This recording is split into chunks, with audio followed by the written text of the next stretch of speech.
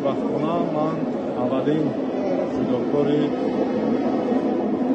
تاجیکستان باشم که همه مدال‌های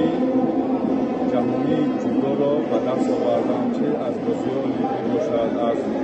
قهرمانی جهان ماسترز، گرند اسلم، گرند پری، بازی‌های آسیایی، چمپیونات آسیا و خوشبختانه من خوشبخت‌ترین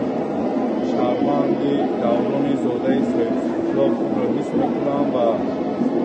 ناگفتنم آمد که این همه تلاش و زحمت‌های شبانه‌روزی اساسگذار سازمان وحدت ملی میباشد که ما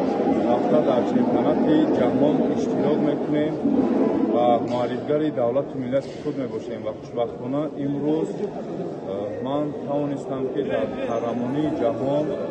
اشتراک نموده سزاوار مدال برنجی شوم. اما ناگفتنم آمد که این مدال برنجی برای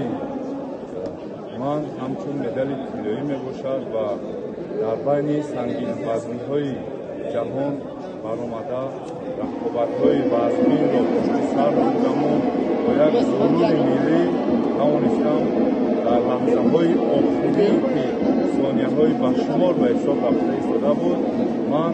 حریف خود را غلبه نموده مدال در انتظار را